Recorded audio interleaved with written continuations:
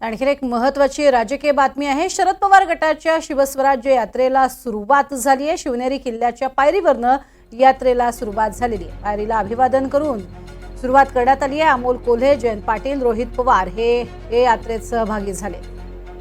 यात्रेच्या माध्यमातून महायुती सरकारच्या काळातील कारनाम्यांचा जनतेपुढे ते पर्दाफाश करणार आहेत। गडाच्या पायरीवरती आपण बघतोय पूजन करण्यात आले आणि त्यानंतर शिवस्वराज्य यात्रेला सुरुवात करण्यात आलेली आहे। यावेळेला राष्ट्रवादी काँग्रेसमधील शरद पवार गटातील सर्व दिग्गज इथे उपस्थित होते। अमोल कोल्हे तसंच जयंत पाटील हे देखील उपस्थित होतेच। जयंत पाटलांच्या हस्ते नारळ वाढवून या ठिकाणी शिवस्वराज्य यात्रा सुरू झालेली आहे आणि ही यात्रा म्हणजे अर्थातच विधानसभेचं रणशिंग फुंकण्यात आलेलं आहे।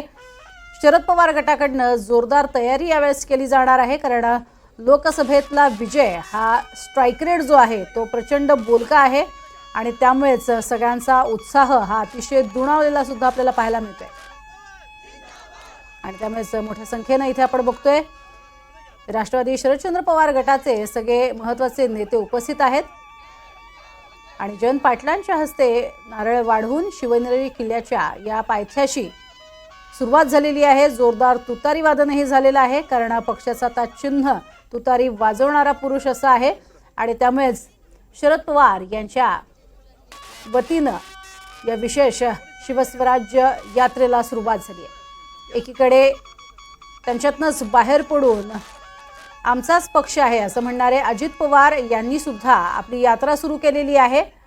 त्या यात्रेच्या माध्यमातून आतापर्यंत केलेल्या कामाचा पाढा ते वाचणार आहेत जनतेसमोर आणि दुसरीकडे आपण बघतोय ही यात्रा सुरू झालेली आहे शरद पवार गटाच्या वतीनं।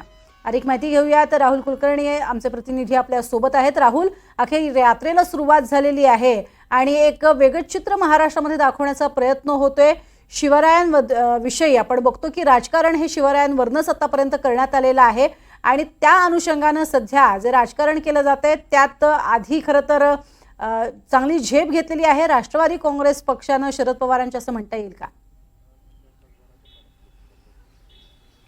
त्यांनी भूमिका स्पष्ट केली। जयंत पाटील आज असं म्हणाले की आमची यात्रा साधी आहे। हा अर्थात टॉन्ट आहे तो अजित पवारांना, कारण त्यांच्या यात्रेतला जो काही, आणि पुन्हा ते म्हणाले की आमच्याकडे पैसे नाही आहेत। म्हणजे तो अजित पवार यांनी ज्या पद्धतीनं नाशिकातनं यात्रा सुरू केलेली आहे, एक गाडी आहे, त्या गाडीला एक रंग दिलेला आहे, गुलाबी रंग सगळीकडे दिसतोय, तर ते असं म्हणाले की जनतेच्या मनातला रंग आम्हाला लोकांपर्यंत घेऊन जायचा आहे।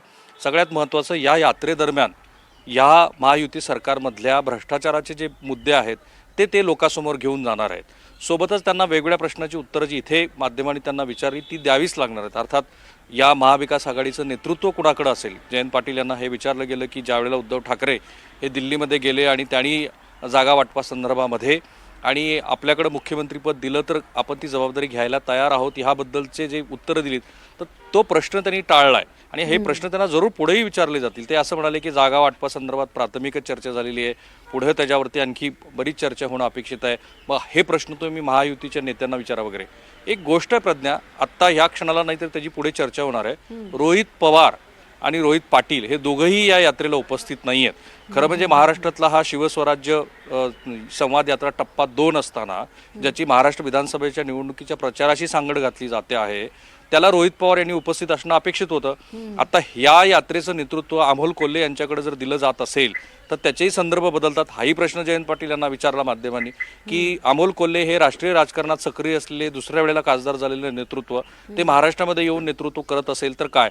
तर त्याच्यावरती त्यांचं असं म्हणणं होतं की त्यांनी संसदेमध्ये खूप चांगली भाषणं केलीत आणि त्या भाषणाचाच त्यांना महाराष्ट्रामध्ये उपयोग होईल वगैरे वगैरे।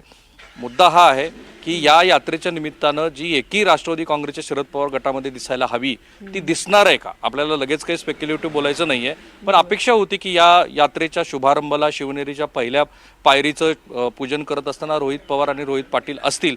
लेणाद्रीला पहिली सभा आहे, त्या सभेत आणखी बरेचसे मुद्दे स्पष्ट होतील, पण मी म्हणालो मगाशी तसं की महाराष्ट्र विधानसभा निवडणुकीची रणधुमाळी आत्ता या अर्थाने हळूहळू पुढे टिपेला जाताना आपल्याला दिसेल। अगदी या यात्रेच्या माध्यमातून राहुल आपण बघितले की कुठे कुठे ही यात्रा होणार हे दाखवत एक प्रकारे कोणकोणत्या जागांवरती आम्ही इच्छुक आहोत किंवा आम्ही आमचे उमेदवार देऊच शकतो ह्या संदर्भात सुद्धा एक सुतोवाच करण्याचा प्रयत्न मित्रपक्षांना केला जातोय असं म्हणता येईल का? कारण तशीच परिस्थिती आपल्याला इकडे अजित पवारांच्या माध्यमातून सुद्धा दिसतेय. निश्चित आहे. एक गोष्ट लक्षात घ्या, हे तीनही महाविकास आघाडीतले जे पक्ष आहेत त्यांचं भू राजकीय बलाबल हे सगळ्यांना माहिती आहे. मुंबई आणि कोकण या भागामध्ये शिवसेनेचा प्रभाव आहे. मराठवाड्यामध्ये काही प्रमाणामध्ये शिवसेना, काही जिल्ह्यात खूपच प्रभावी आहे. पण राष्ट्रवादी काँग्रेसच्या शरद पवार गटाला विशेषतः 2009 नंतर मराठवाड्यामध्ये ज्या भागामध्ये यश मिळालं त्याच भागामध्ये ही मंडळी पश्चिम महाराष्ट्र वगळता जात आहेत.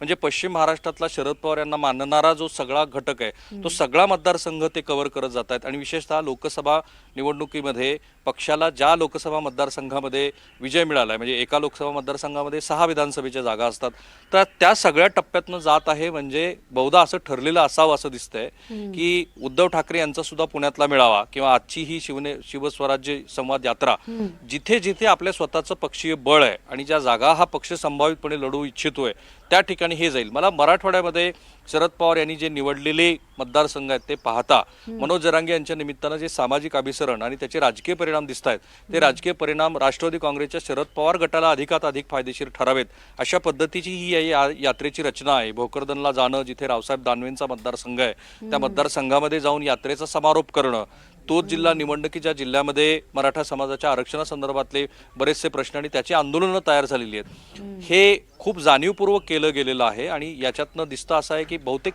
आज जरी जयंत पाटील म्हणाले की प्राथमिक आमची चर्चा झालेली नाहीये, ह्या तीनही पक्षामध्ये प्राथमिक चर्चा झालेली आहे असं त्यांच्या बोलण्याचा आपण मतितार्थ काढू शकतो. आणि ती चर्चा अशी असू शकते की जिथे शरद पवार गटाचं वर्चस्व आहे तो मतदारसंघ ते बघतील, तिथे त्यांच्या उमेदवाराची निवड सुद्धा ते करायला सुरुवात करतील. या यात्रेच्या निमित्तानं कदाचित तशा उमेदवारांची चाचपणी सुद्धा होताना आपल्याला दिसेल. अगदी खरं तर याच निमित्तानं राहुल, एकीकडे वेगवेगळ्या संघटनांच्या निघणाऱ्या रॅली आणि त्यानंतर पक्षांच्या निघणाऱ्या या यात्रा या सुद्धा खरं तर सूचक आहेत असं म्हणायला हवं. त्यावरही सविस्तर विश्लेषण आपल्याकडनं घेऊच. तुर्तास धन्यवाद या संपूर्ण माहितीसाठी.